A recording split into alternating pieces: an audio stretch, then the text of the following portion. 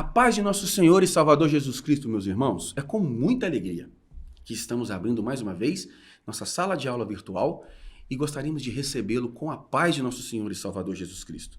Venha conosco para essa que será mais uma de nossas pré-aulas, as pré-aulas das lições bíblicas da Casa Publicadora das Assembleias de Deus no Brasil. Estamos vendo o tema, e o Verbo se fez carne, Jesus sob o olhar do apóstolo do amor. Estamos sob a regência do reverendo pastor Elianai Cabral. E veremos hoje a lição de número 9, lição prevista a ser aplicada no dia 1º de junho de 2025.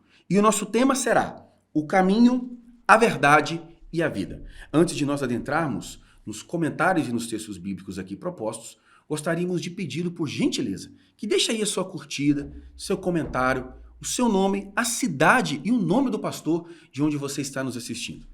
Venha conosco e seja abençoado em nome de Jesus. O caminho, a verdade e a vida. Texto áureo. Disse-lhe Jesus: Eu sou o caminho e a verdade e a vida. Ninguém vem ao Pai senão por mim. Verdade prática. A imagem de Jesus Cristo como caminho, a verdade e a vida reforça a nossa fé e consolida nossa comunhão com Deus.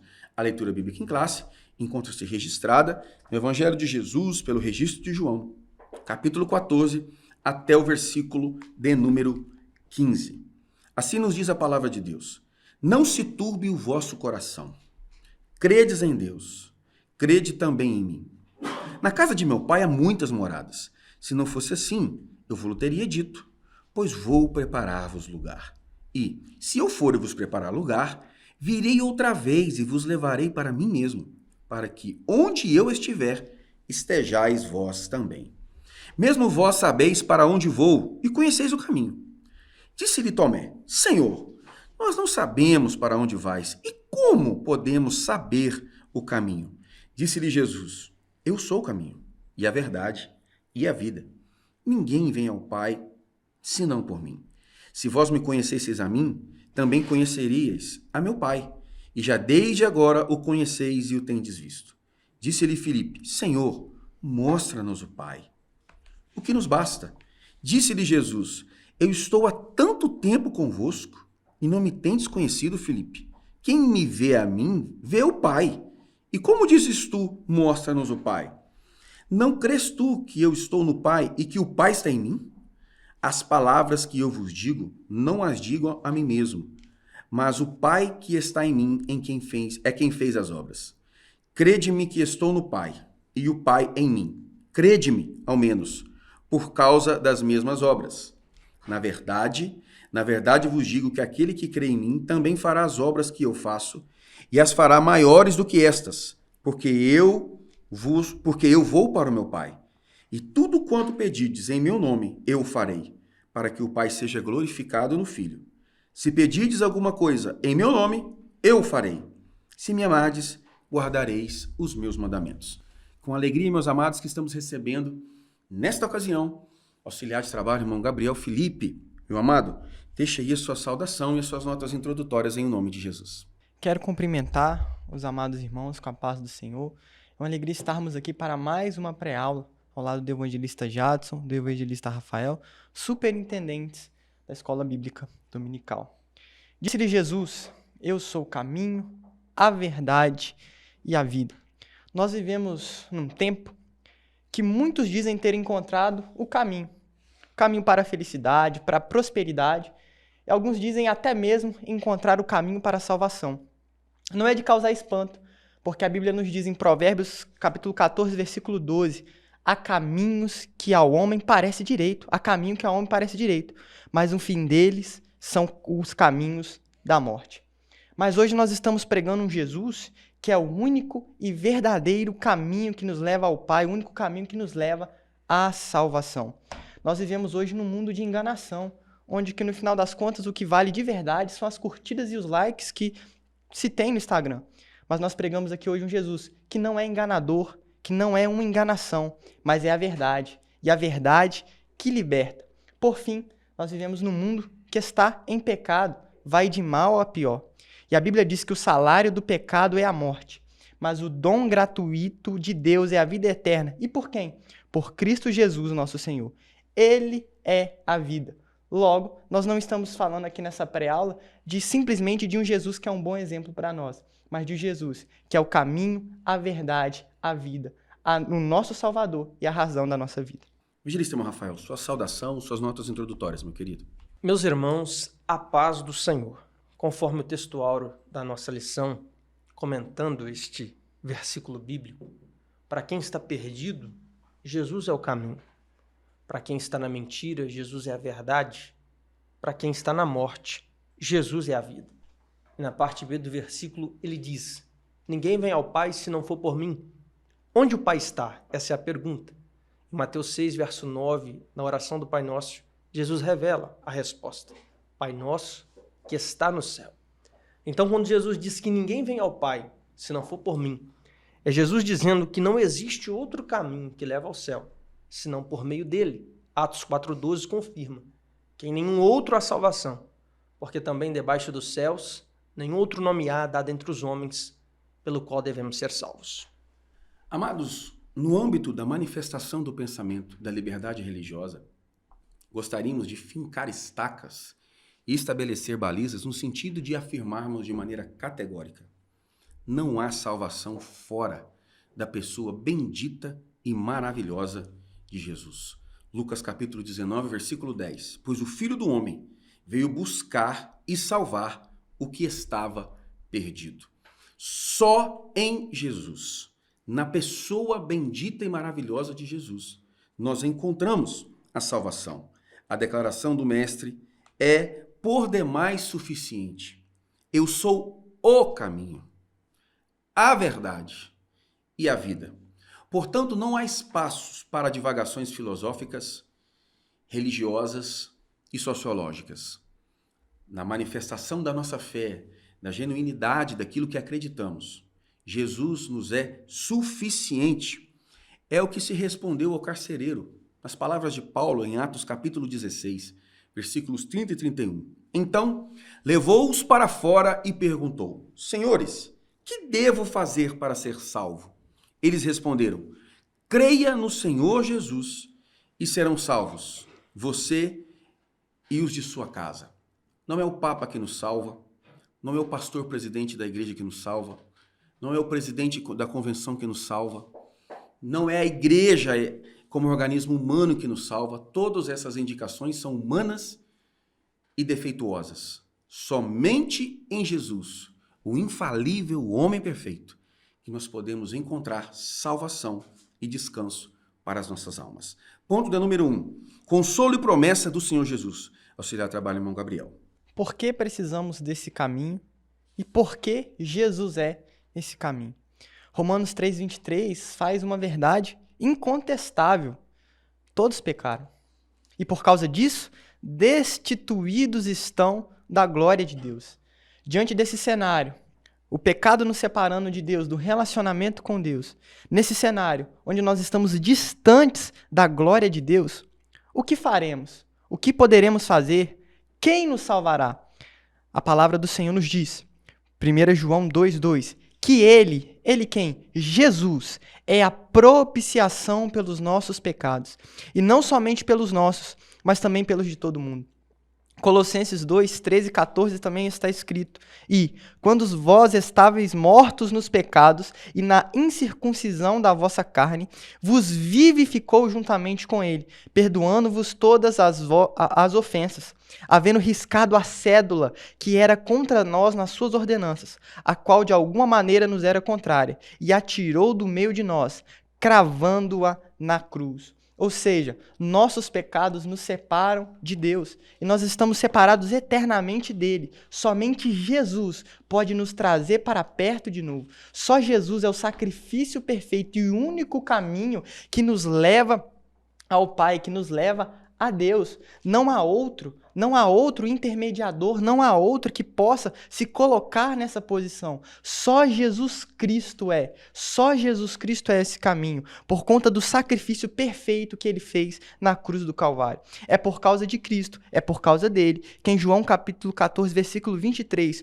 o próprio Jesus disse: se alguém me ama, guardará a minha palavra, e meu Pai o amará, e viremos para ele e faremos nele morada. Ele é o único caminho. Somente por Jesus nós podemos nos reconciliar novamente com Deus. Giríssimo Rafael, meu querido. Meus irmãos, em João capítulo 13, Jesus disse 3 coisas para os discípulos que deixaram eles tristes. Jesus disse: para onde eu vou, vocês não podem ir agora. Jesus disse: um de vocês há de me trair. E Jesus disse: um de vocês há de me negar. Ao dizer estas coisas, Mateus, na sua narrativa, capítulo 26, verso 22, vai dizer que os discípulos começaram a se entristecer muito. Jesus, percebendo a tristeza no coração dos discípulos, no capítulo 13, com o que ele havia dito, ele vai então iniciar o capítulo 14 dizendo: mas não se turbe o vosso coração. Crede em Deus, crede também em mim, pois na casa de meu Pai há muitas moradas. É Jesus lembrando aos discípulos que no céu há espaço de sobra para todos aqueles que quiserem ir para lá. Assim como no capítulo 13, ele falou 3 coisas que deixou os discípulos tristes. Mas no capítulo 14, ele deu 3 motivos de alegria. Ele é o caminho, a verdade e a vida. Quanto a ele ser o caminho, ele é um caminho estreito, difícil, mas que conduz ao céu. Quanto ele a ser a verdade, ele é a verdade absoluta, o oposto do diabo. Ele é a verdade com amor e com graça, porque João 1,14 diz que ele é cheio de graça e de verdade.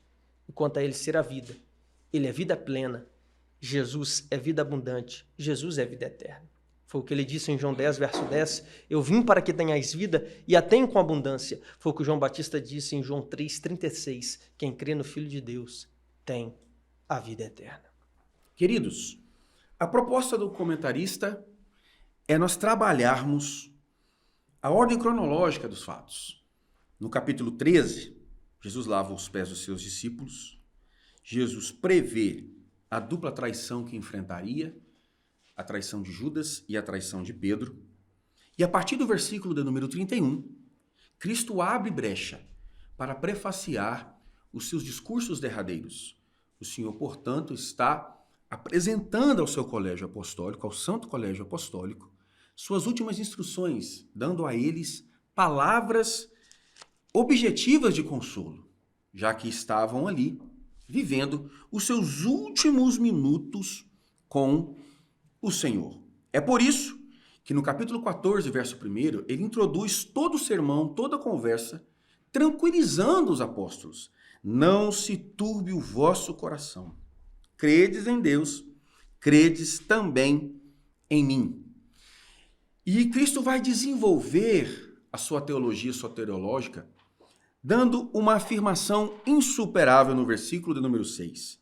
Disse-lhe Jesus: eu sou o caminho e a verdade e a vida. Ninguém vem ao Pai senão por mim. Vejam só, amados, que curioso observarmos que Cristo está aqui trazendo uma das afirmações mais preciosas do texto sagrado. E ele está respondendo à dúvida e à inquietação de um apóstolo. Tomé: Senhor, nós não sabemos para onde vais e como podemos saber o caminho. Como é possível, irmãos? Tomé está com Jesus há quase 4 anos, sendo testemunho ocular dos milagres, das pregações e dos ensinamentos do Senhor, e não saber para onde Jesus ia, não saber o caminho para onde Jesus ia. Cristo, então, categoricamente responde a Tomé: Tomé, eu vou para o Pai. E se você quiser ir para lá, você precisa passar por mim, porque eu sou o caminho exclusivo. 1 Timóteo capítulo 1, versículo 15. Esta afirmação é fiel e digna de toda aceitação. Cristo Jesus veio ao mundo para salvar os pecadores, do qual eu sou o pior. No cajado do Papa, nós temos a afirmação pontífice vicário de Cristo, ou seja, a ponte, sumo pontífice de Cristo, a ponte mais importante. A expressão vicário significa substitutivo de Cristo, numa declaração clara e evidente de idolatria e de desconsideração do sacrifício de Cristo na cruz do Calvário. Nós não precisamos de um vicário, nós não precisamos de uma ponte, porque nós somos ligados diretamente a Deus por Cristo Jesus, Salvador de toda a humanidade. Ponto número 2. Consolo num cenário de angústia. Auxiliar trabalho, irmão Gabriel. Nós temos aqui, de forma muito clara, um cenário de angústia. Tanto da parte dos discípulos, sem talvez entender de forma completa o que Jesus estava falando, e também tristes pela partida dele, mas também de Cristo. Daqui a pouco o Senhor soaria sangue no Getsêmani. Mas nesse cenário, João 14:1, o Senhor apresenta esta palavra: não se turbe o vosso coração. Credes em Deus, crede também em mim. Versículo 2. Na casa de meu pai há muitas moradas. Se não fosse assim, eu vos teria dito. Nós encontramos aqui algumas coisas. Primeiro, uma palavra de ânimo em meio à angústia. O Senhor apresenta aqui uma palavra de ânimo, de fortalecimento. Tenham ânimo. Não se turbe o vosso coração. Vocês hoje estão tristes, estão abatidos, mas eu tenho um recado. Não se turbe o vosso coração. Mas por quê que não deveria se turbar o coração? O Senhor faz uma promessa: na casa de meu pai há muitas moradas. Então essa partida até aconteceria agora, mas tem uma promessa de morada eterna, de vida eterna, de estar para sempre com Cristo. Mas por quê que se deve acreditar nessa promessa? Por que ter esperanças nisso? Porque não é qualquer um que está prometendo. É por isso que o Senhor fala: credes em Deus, crede também em mim. Jesus é a fiel testemunha. Ele é a palavra verdadeira. Ele é o nosso garantidor. Ou seja, mesmo em meio às dificuldades, aos momentos de angústia, e o próprio Jesus fala: no mundo tereis aflições. Então pode ser que, em algum momento, nós estejamos angustiados, preocupados, abatidos, mas nós não precisamos achar que é o final de tudo, que é o final de nossa vida, que está tudo acabado. A palavra do Senhor hoje é viva e ainda vale para nós. A morada. Em breve ele voltará para nos buscar. Mas o tempo está passando e ele ainda não voltou. Não se desespere. Quem prometeu foi o próprio Jesus. Ele vai cumprir. Glória a Deus. Hoje eles têm o Rafael. João 14:1. Jesus disse: não se turbe o vosso coração. Crede em Deus. Crede também em mim. Essas palavras também revelam a divindade do Senhor Jesus. Assim como Deus é digno de fé, ele também é digno de fé, porque ele também é Deus. Por isso ele diz: crede em Deus e creiam também em mim. Quando Jesus profere essas palavras, o seu tempo neste mundo estava chegando ao fim. Ele próprio estava angustiado e ele percebe a angústia dos discípulos. E é nesse cenário de angústia que ele vai trazer palavras de consolo. Mais do que isso, no capítulo 14, verso 16 de João, ele vai fazer a promessa do Consolador. E não existe consolo melhor do que esse. Ele diz: eu rogarei ao Pai, e ele vos dará outro Consolador. Lembrando que outro aí vem do grego allos, que significa outro de mesma natureza e essência. E no verso 26 do mesmo capítulo, ele diz claramente que o Consolador é o Espírito Santo. Ele estava dizendo que o Espírito Santo que viria é como ele mesmo, possuindo a mesma natureza e a mesma essência dele. Que coisa gloriosa! Cristo sendo o Deus encarnado. Ele era Emanuel, Deus conosco, Deus do lado dos homens. Mas o Consolador, o Espírito Santo que viria, não seria apenas Deus do lado, mas seria Deus dentro de nós. Por isso Paulo disse em 1 Coríntios 3,16 que nós somos o templo e a casa do Espírito. Não existe consolo melhor do que esse na angústia. Saber que você é o endereço de Deus na terra.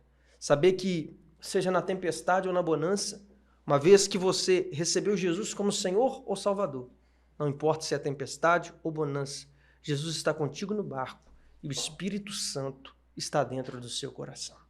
Professor, pergunte à classe: quem estava angustiado?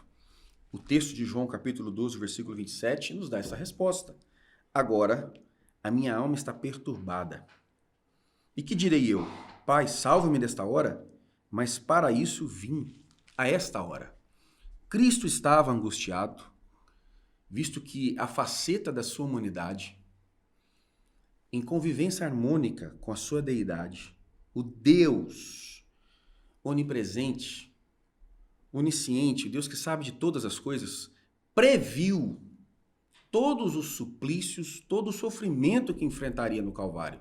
Especialmente o fato do Pai virar-lhe o rosto por conta de todos os nossos pecados serem jogados sobre eles.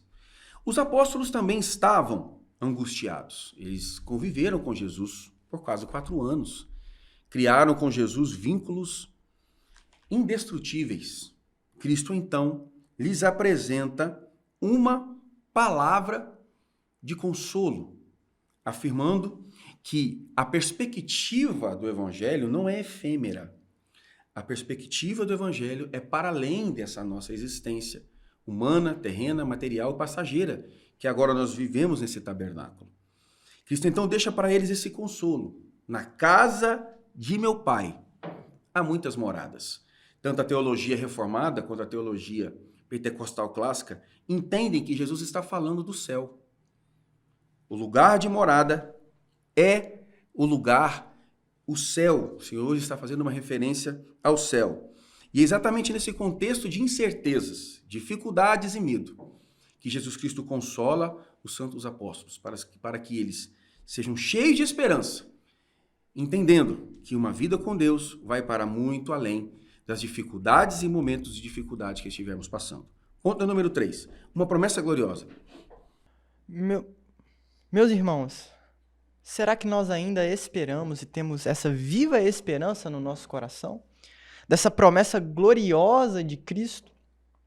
Porque hoje nós vivemos em um mundo em que muitas pessoas dentro do Evangelho começam a materializar a palavra e o poder de Deus somente no que toca aos aspectos materiais de nossa vida.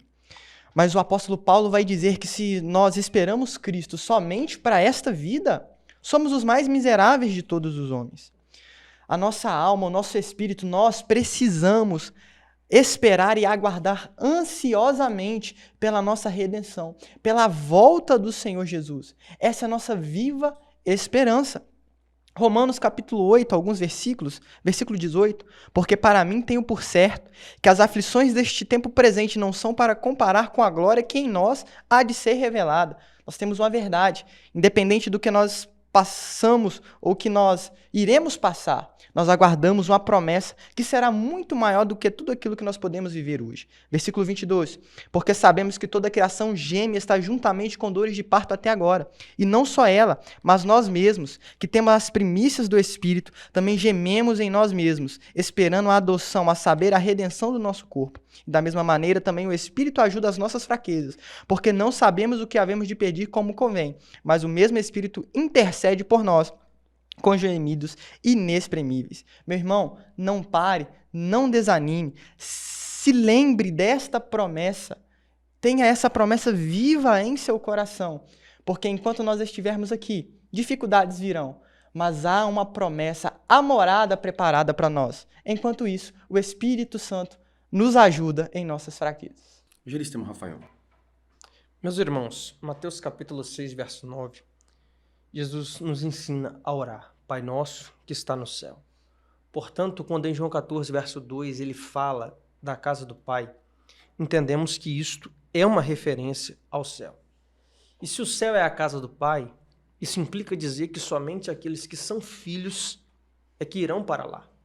E para ser filho de Deus, eu destaco 3 exigências. Primeiro, receber a Jesus. João capítulo 1, verso 12, todos que o receberam, a estes é dado o poder de serem chamados filhos de Deus. Não se engane pensando que todos, independente da sua fé, são filhos de Deus. De maneira nenhuma.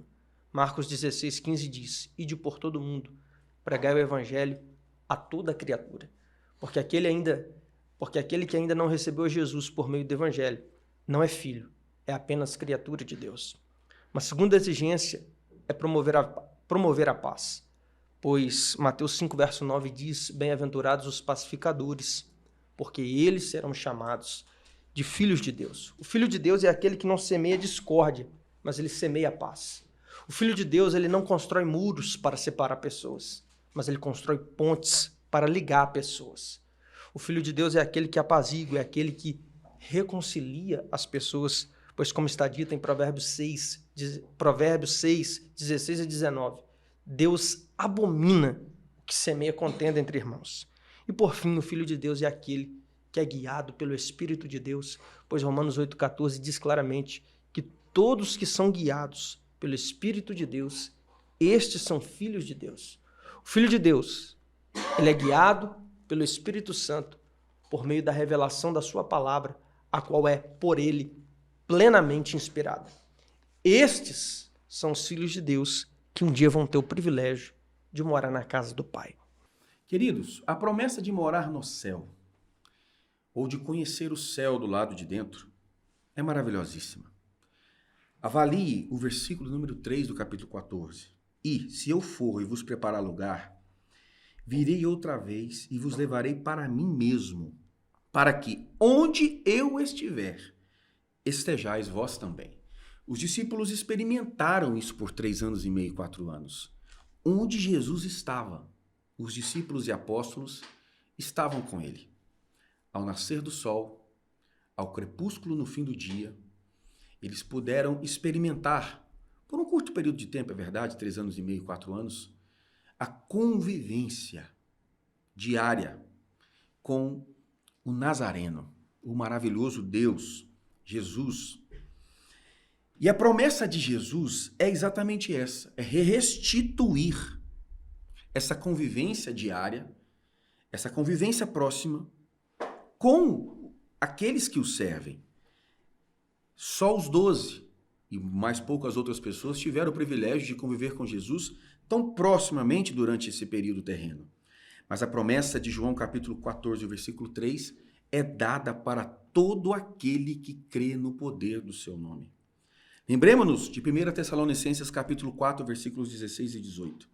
Pois dada a ordem, com a voz do arcanjo e o ressoar da trombeta de Deus, o próprio Senhor descerá dos céus.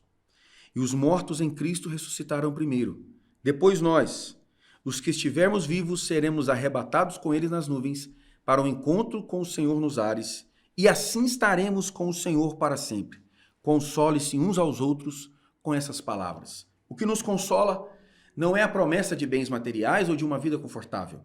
É a convicção e a certeza que muito em breve estaremos com o Senhor vivendo o cumprimento dessa maravilhosa promessa. Ponto número 2. Dúvidas, incertezas e enganos no caminho com Cristo. A dúvida de Tomé. Você já trabalha, irmão Gabriel? Meus irmãos, olha o que o comentarista escreve. Este episódio ilustra que durante a nossa caminhada com Cristo, não é incomum que surjam dúvidas, mas ao final, também nós podemos ouvir essas palavras. Durante a nossa caminhada, o problema não é ter dúvidas.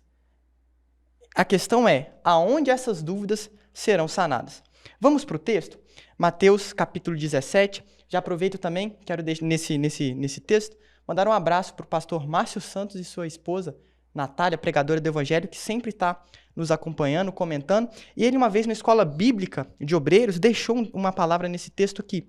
Mateus 17, 9 e 10. E, descendo eles do monte, Jesus lhes ordenou, dizendo: a ninguém conteis a visão, até que o Filho do Homem seja ressuscitado dos mortos. Versículo 10.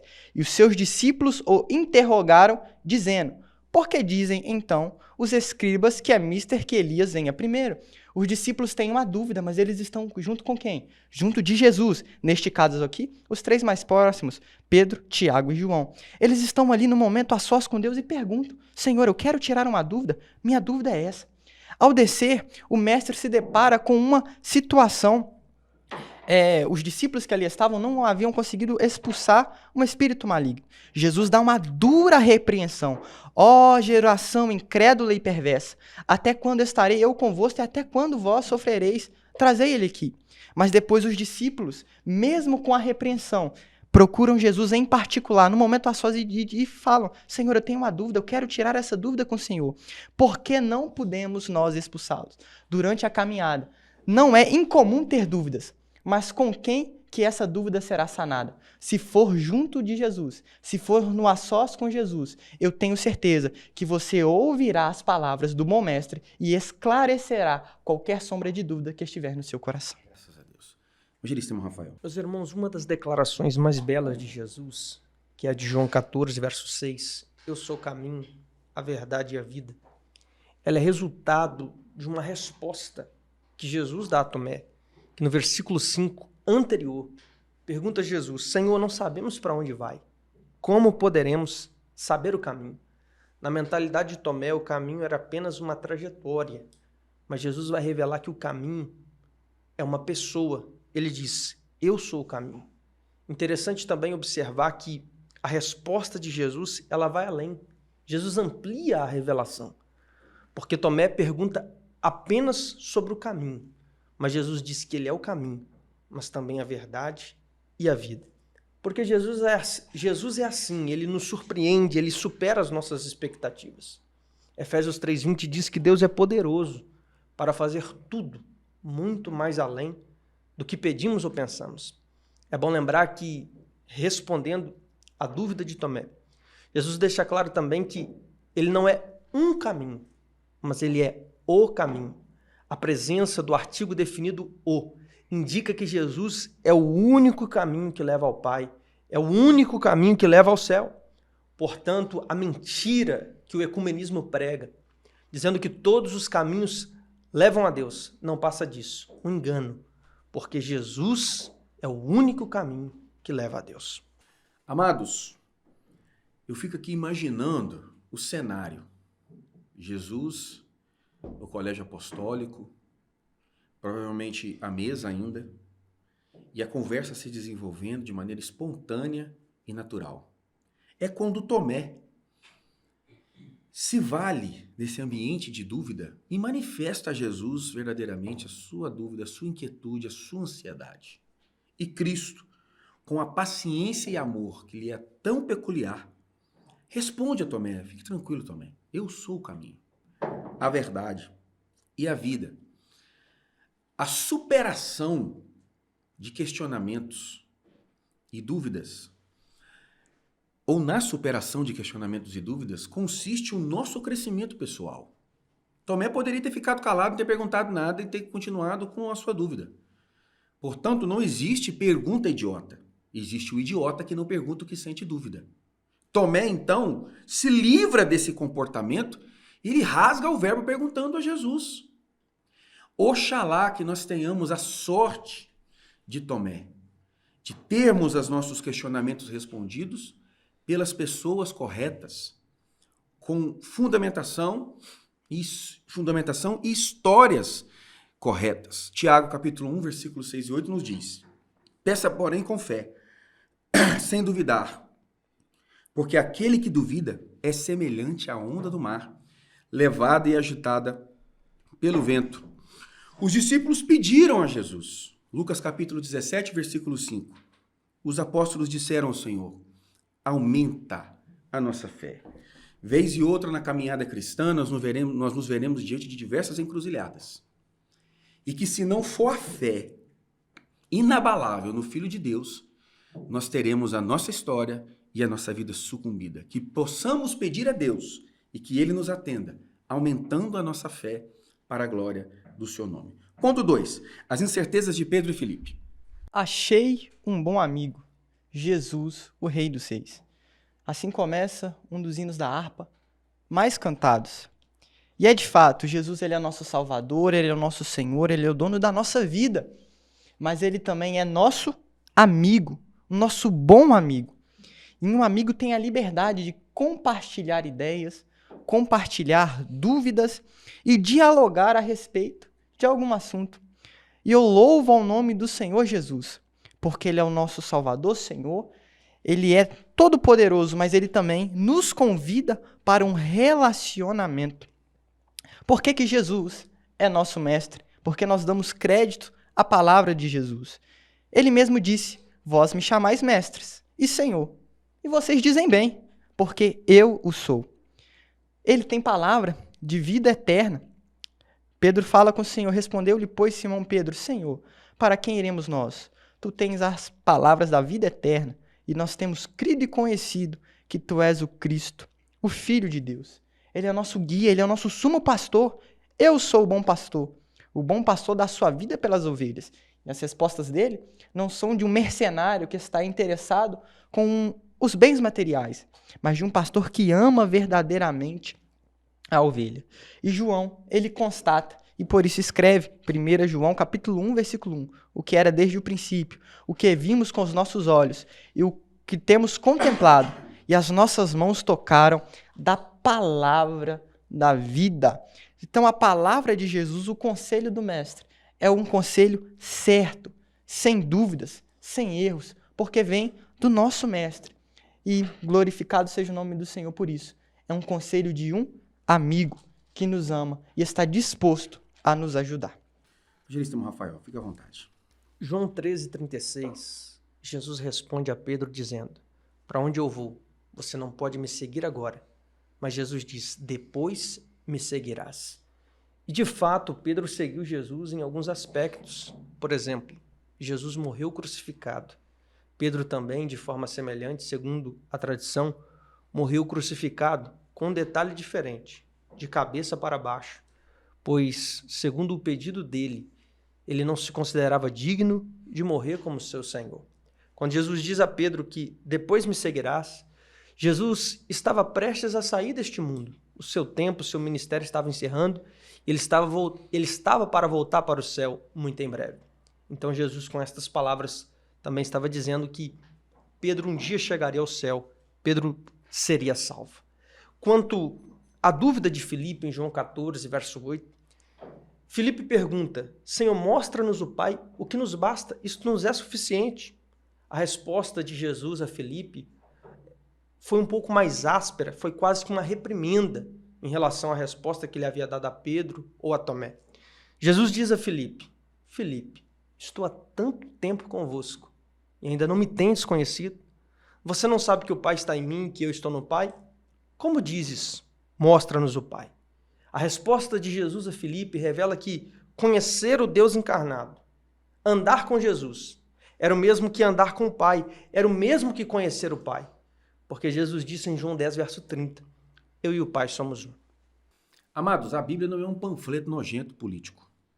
Porque o panfletarismo, ou os textos de panfleto, eles só mostram a construção daquilo que o panfletário acredita ser bom e capaz de iludir e enganar a audiência.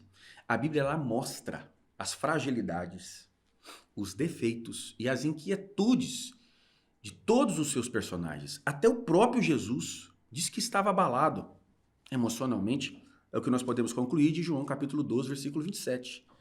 E aqui nós estamos vendo a fragilidade, nesse texto, de pelo menos 3 apóstolos, dos 12 que compunham o colégio apostólico.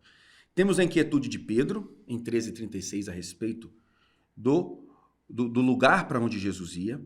Temos a inquietude de Tomé, que não sabia o caminho. E temos aqui a inquietude do Filipe, que queria ver o Pai.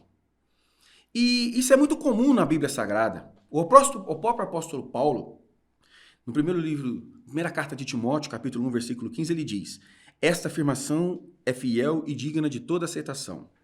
Cristo Jesus veio ao mundo para salvar os pecadores, dos quais eu sou o pior. Paulo admitia suas limitações e as suas dificuldades. João também, o evangelista, no capítulo 1, versículo 8 da sua primeira carta, ele diz: se afirmarmos que estamos sem pecado, enganamos a nós mesmos, e a verdade não está em nós. Se confessarmos os nossos pecados, ele é fiel e justo para perdoar os nossos pecados e nos purificar de toda a injustiça. Pedro, Filipe, Tomé, João, Paulo, Elias, todos esses homens de Deus que fizeram milagres extraordinários, não deixaram de ser gente. Foram seres humanos imperfeitos, frágeis e que precisavam do socorro de Deus. Paulo chegou a dizer que quando ele estava fraco, aí que ele estava forte, falando da sua dependência. Que nós venhamos, irmãos, tirar o confete, as máscaras, e deixarmos com essa história de acreditarmos que nós somos superiores ou supercrentes. Nós precisamos, todos os dias, do socorro imediato e presente do Santo Espírito de Deus. Ponto 3. O engano de Judas Iscariotes, auxiliar de trabalho no Gabriel. Meus irmãos, vamos observar aqui um contraste que há entre Judas Iscariotes e gostaria de destacar a pessoa de Pedro. Estou baseando ou inclinando esses comentários a respeito da intimidade do diálogo de Jesus e gostaria de manter isso nesse tópico. Nós observamos João capítulo 13, versículo 30, e tendo Judas tomado o bocado, saiu logo. Então, neste momento, Judas está arquitetando, vendendo Jesus, fazendo os seus projetos. Depois ele vai ter um remorso por causa disso. E seu final é trágico. Ele se mata. Neste momento aqui em João 14, nós temos um Pedro assentado à mesa, conversando com Jesus. Esse mesmo Pedro, como o Senhor Jesus vai dizer no João 13, aqui no versículo 38, esse mesmo Pedro o negou 3 vezes. Com certeza aquilo ali lhe gerou traumas, porque ele estava com Jesus, ele andou com Jesus, viveu experiências com Jesus, estava conversando com Jesus até o último momento, para no final das contas o negar, não uma só vez, mas 3 vezes.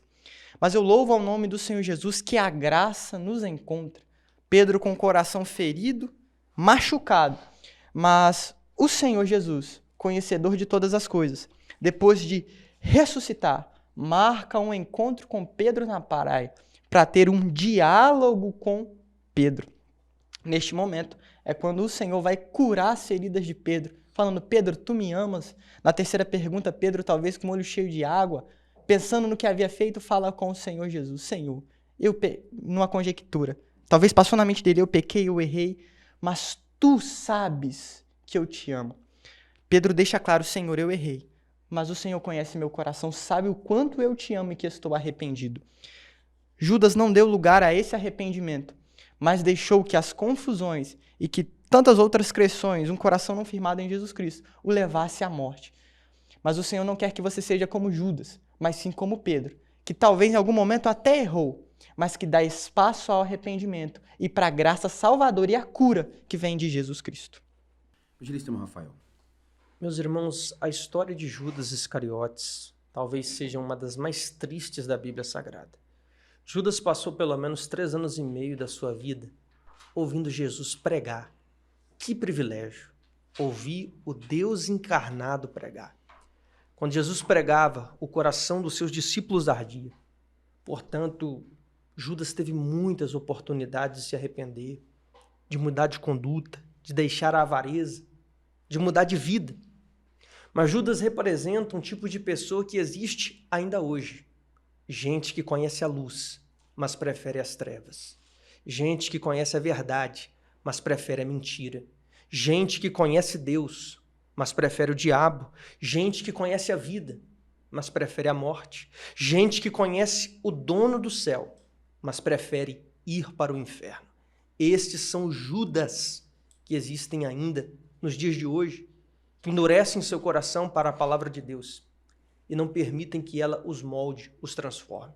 Por isso o conselho de Tiago, no capítulo 1, verso 22, sede cumpridores da palavra e não apenas ouvintes, porque tem gente que ele é até bom ouvinte, só que só ouvir a palavra não vai te livrar do inferno. É preciso viver a palavra de Deus. Por isso também Jesus disse em João 14, 23, aquele que me ama guardará a minha palavra. É Jesus nos ensinando que amor não é só sentimento, amor é comportamento. Aquele que ama a Deus, ele prova, ele evidencia este amor guardando a sua palavra. E para estes há uma recompensa, pois Jesus diz, o meu Pai o amará, nós veremos para ele e faremos nele morada, pois aquele que guarda esta palavra se torna um endereço de Deus nessa terra. Judas Iscariotes é um dos personagens mais curiosos da Bíblia Sagrada. Ele recebe esse apelido, Iscariotes, numa referência da região onde ele morava. Iscariotes era uma região onde os judeus insuflavam-se constantemente contra a autoridade do Império Romano. Judas recebeu de Jesus o privilégio de ser aquele que carregava a bolsa. Apesar de sua conduta enganosa de meter a mão na bolsa e de justificar a não oferta ao Senhor Jesus, como no caso do alabastro, dizendo que poderia ser dada aos pobres, o evangelista denuncia a avareza e a corrupção de Judas. Judas esteve com Jesus, Judas andou com Jesus. No capítulo 13 de João, a partir do versículo 21, Jesus declara ao colégio apostólico, um de vocês irão me trair. Satanás já havia tomado o coração de Judas. Pedro troca olhares com João, que estava reclinado no peito de Jesus, para que João perguntasse a Jesus quem seria o traidor. Jesus então dá a resposta: é aquele a quem eu der o bocado molhado. E molhando o bocado, o deu a Judas Iscariotes, filho de Simão. Molhar o bocado e entregar a alguém era um sintoma de honra. E o que Judas fez com a sua traição? Judas fez da sua traição uma ponte direta para o inferno. Atos dos Apóstolos, capítulo 1, versículo 18. Com a recompensa que recebeu pelo seu pecado. Judas comprou um campo, ali caiu de cabeça. Seu corpo partiu-se ao meio e as suas vísceras se derramaram. Judas, tomado de desespero e de remorso, decide pôr fim à sua vida e encerrar por vez o plano de Deus na sua trajetória. Já foi apresentado aqui pelo Sr. Trabalho Irmão Gabriel o antagonismo e o contraste dos dois traidores, quais sejam Judas e Pedro. Um deixa-se ser levado pelo remorso, se desespera e se mata. O outro entende o confronto divino, se arrepende e se torna o pastor da igreja de Jerusalém. Ponto de número 3. Caminho, verdade e vida. Meu amado, minha amada irmã, até agora você não curtiu o nosso vídeo. Você não deixou o seu comentário.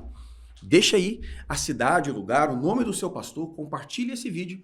Assim você estará nos ajudando em nome de Jesus. Caminho, verdade e vida. Eu sou o Caminho Auxiliar Trabalho, irmão Gabriel. Ele é o único caminho. Nós já falamos um pouco sobre isso nesta aula. O comentarista nos deixa o texto, 1 Timóteo, capítulo 2, versículo 5, porque há um só Deus e um só mediador entre Deus e os homens, Jesus Cristo, homem, qual se deu a si mesmo em preço de redenção por todos, para servir de testemunho a seu tempo. Mais uma vez, Jesus é o único que nos liga de volta a ter uma comunhão com o Senhor. Em João capítulo 14, nós vemos o Senhor Jesus, no seu discurso, dizer: aquele que tem os meus mandamentos e os guarda, este é o que me ama. E o que acontece se você amar ao Senhor? Aquele que me ama será amado de meu Pai, e eu amarei e me manifestarei a ele. Disse-lhe Judas, não Iscariotes: Senhor, de onde vem que te has de manifestar a nós e não ao mundo? Jesus respondeu e disse-lhe: se alguém me ama, guardará a minha palavra, e meu Pai o amará. E viremos para ele e faremos nele morada. Mas não para por aí, versículo 26. Mas aquele Consolador, o Espírito Santo, que o Pai enviará em meu nome, vos ensinará todas as coisas e vos fará lembrar de tudo quanto vos tenho dito. Nós louvamos ao nome do Senhor, que nós vemos o papel da Trindade aqui na nossa salvação. Claro, não somos unicistas. Nós vemos aqui que aquele que ama ao Senhor verdadeiramente, como muito já foi dito aqui, guarda os mandamentos, guarda a palavra de Deus. E o Pai ama a Ele, se manifesta a Ele, junto com o Filho. E o Espírito Santo, o Consolador, está conosco, nos ajudando, como eu já disse, nas nossas fraquezas, nos consolando, estando conosco nos momentos difíceis, nos dando poder, autoridade e sendo conosco na caminhada. Nós louvamos ao nome do Senhor, porque nós observamos no livro de João o cumprimento da salvação, porque Deus amou o mundo de tal maneira que deu seu Filho unigênito, para que todo aquele que nele crê não pereça, mas tenha vida eterna. O Senhor nos amou, Jesus morreu na cruz, o Espírito Santo está conosco nos ajudando. Ah, louvado seja o nome do Senhor, porque por causa disso, pelo sacrifício de Jesus naquela cruz, nós podemos ter direito e acesso a tudo isso. Imagina, Rafael. João 14,6, parte B. Jesus diz: ninguém vem ao Pai se não for por mim. Só se chega ao Pai por meio do Filho. Por isso que ele disse que ele é o caminho. No final deste ponto, o comentarista cita 1 Timóteo 2,15, 1 Timóteo 2,5, onde Paulo afirma que há um só Deus e um só mediador entre Deus e os homens, Jesus Cristo, o homem. Então, quem media, quem intermedia, quem é o intercessor entre Deus e os homens? Não é Maria, não é nenhum dos santos que já partiram, mas é o Senhor Jesus Cristo. Ele é o único mediador, ele é o único caminho. Isso implica dizer que somente por meio dele nós podemos passar da perdição para a salvação, da condenação para a justificação, das trevas para a luz, da morte para a vida, somente por meio de Jesus. Pois o pecado deforma, a religião conforma, a lei informa, a filosofia reforma, mas somente Jesus Cristo transforma a vida do ser humano. Em João 14,6 ele diz que é o caminho. Mas em João 10, verso 9, ele diz que é a porta. Jesus é a porta e ele é o caminho. E aquele que passa por ele, porque ele é a porta, e aquele que permanece nele, porque ele é o caminho, esse tem a vida eterna.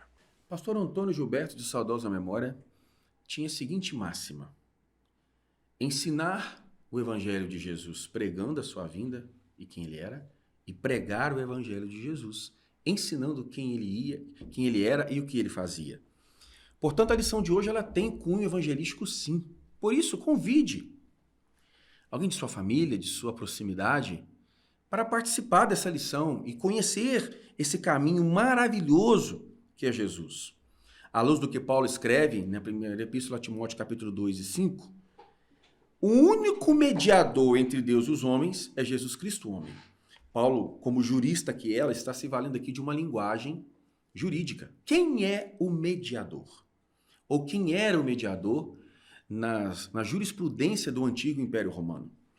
Era o servidor público autorizado por Roma, que tinha a funcionalidade de promover conciliação entre partes antagônicas.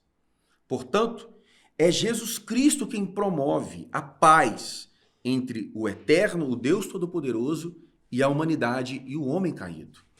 Portanto, nós repelimos qualquer tipo de outra intercessão, intermediação ou mediação, porque esse título é exclusivo de Jesus, o Santo Filho de Deus. Por mais atraente que possa parecer o discurso religioso de uma instituição infalível, de uma pessoa infalível, isso é uma construção completamente extra-bíblica e antibíblica. Nós não podemos construir teologia partindo de pressupostos equivocados, irmãos. A nossa discordância com a teologia católica romana se dá por aí, porque nós partimos do pressuposto que a Bíblia é fonte única e exclusiva de autoridade teológica. Nós pouco interessamos a respeito do que estabeleceram os pais da igreja no que diz respeito em confronto à Escritura Sagrada. É o que a Bíblia diz, e o que a Bíblia diz é insuperável e inconformável. Atos dos Apóstolos, capítulo 4, versículo 12. E não há salvação em nenhum outro, porque abaixo do céu não existe nenhum outro nome dado entre os homens pelo qual importa que sejamos salvos. Então, definitivamente, nós não acreditamos em intercessão de santos que morreram, nós não acreditamos em infalibilidade das autoridades eclesiásticas e nós nos socorremos do que a Bíblia nos diz, tendo a fé no poderoso Filho de Deus. Ponto 2. Eu sou a verdade. O apóstolo Paulo escreve em Efésios capítulo 4, versículo 27, não deis lugar ao diabo. Mas, Gabriel, um subtópico que tem por título Eu Sou a Verdade, por que começar desse jeito? Porque o diabo é o pai da mentira. O diabo, ele é enganador. E ele tenta enganar a igreja, os fiéis, querendo distorcer a verdade. Com o próprio Cristo na tentação no deserto, ele tenta distorcer, ele tenta aplicar de forma errada alguns textos da própria palavra de Deus. Meus irmãos, que nós não venhamos dar lugar às mentiras do diabo, mas que nós possamos nos fixar nas verdades contidas na palavra de Deus, nas verdades que estão contidas na pessoa de Jesus Cristo, porque ele é a verdade e a verdade pura, infalível, inerrante. Jesus é a verdade que, como ele mesmo diz, liberta, e conhecereis a verdade vos libertará. Se nós estivermos baseando nossa fé na pessoa de Cristo Jesus, nas verdades que ele nos disse, nós não daremos lugar às astutas ciladas do diabo, às dissoluções, emulações que ele tenta plantar em nosso meio. A palavra de Deus é viva e eficaz, mais penetrante que uma espada de 2 gumes. Que nós possamos nos fixar a palavra de Deus, o que ela diz, que o nosso culto venha a ser firmado na adoração ao Senhor e na pregação do Santo Evangelho, da palavra de Deus. Porque desse modo nós não vamos ter espaço para as enganações e para as mentiras de Satanás que tentam entrar no seio da igreja e desvirtuar a pregação do Santo Evangelho. Evangelista Rafael. Meus irmãos, o que a Bíblia diz sobre a verdade?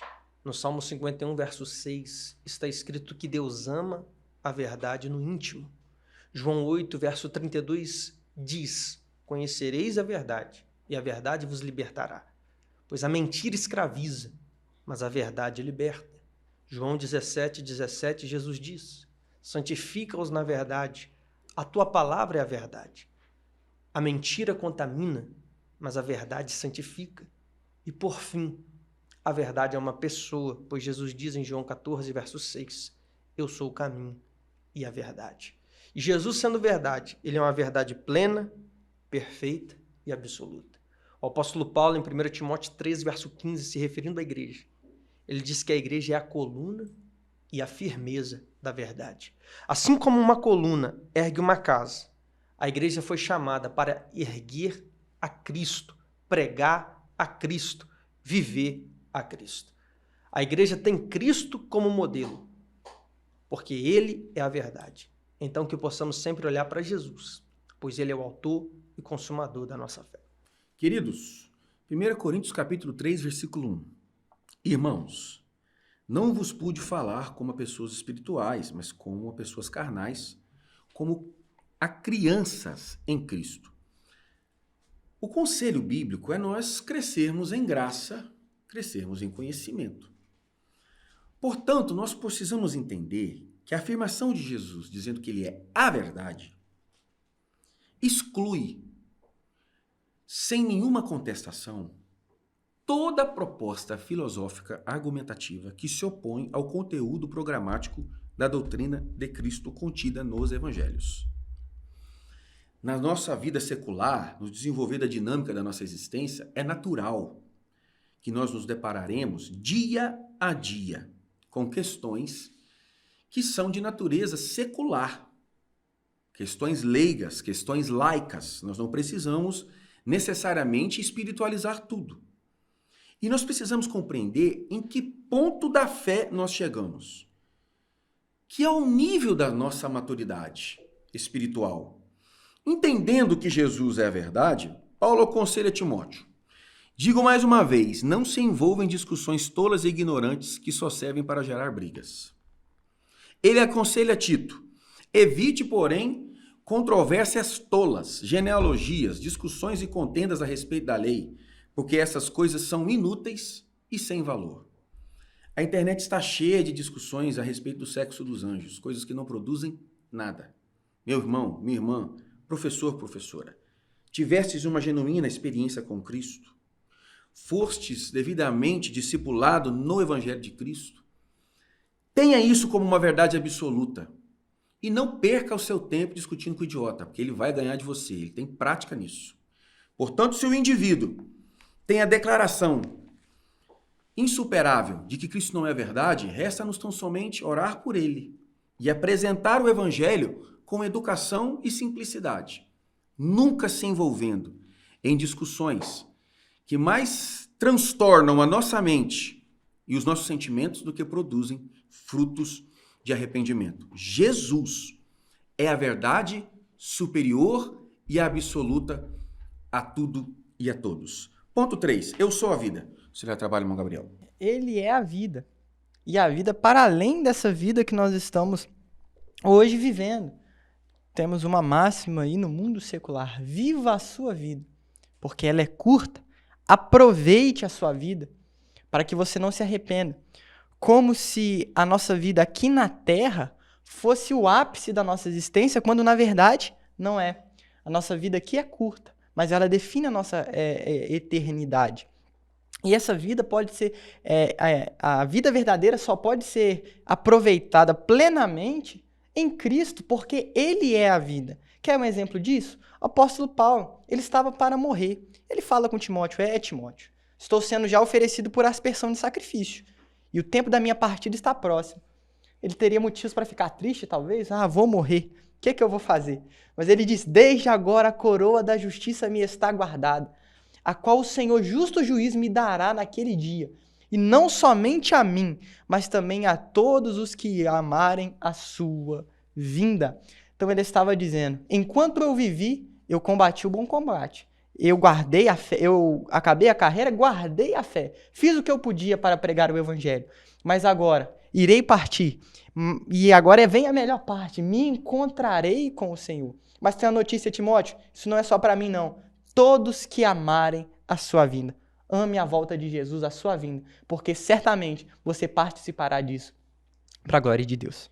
Evangelista irmão Rafael. Meus irmãos, 3 tipos de vida eu destaco. Vida física é a vida biológica que todo ser humano possui, uma vez que nasceu e existe neste mundo.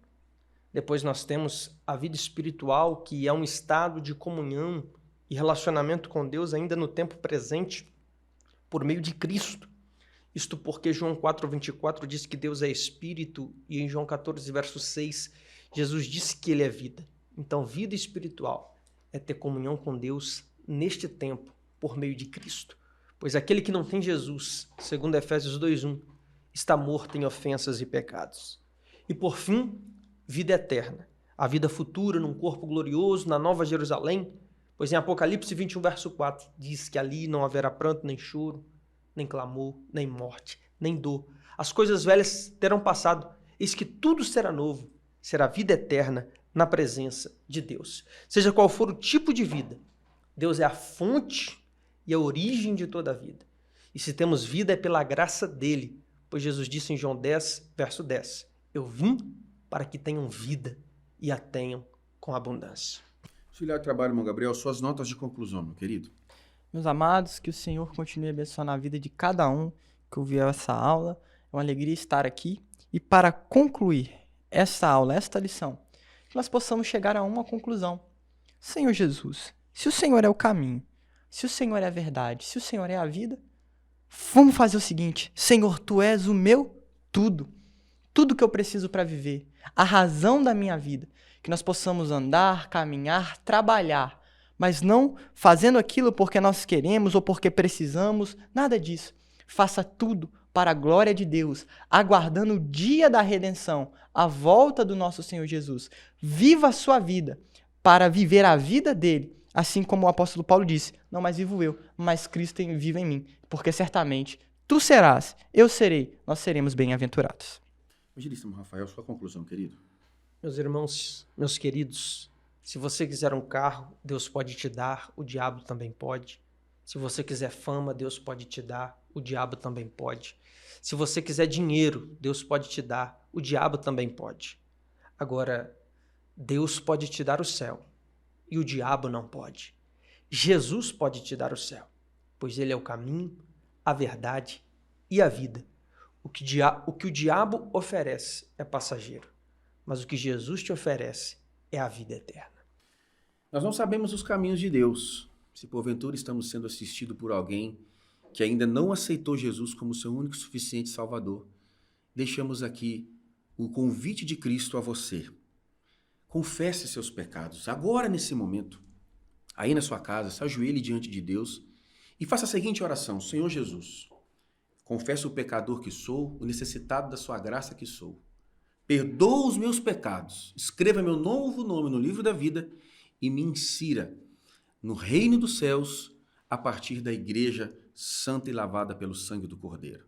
Fazendo isso, você estará entrando por esse caminho, conhecendo a verdade e recebendo a vida em seu coração. Após isso, procure uma Assembleia de Deus mais próxima da sua casa, a igreja que prega a verdade para a glória de Deus. Apocalipse 21:4. Ele enxugará dos seus olhos toda lágrima.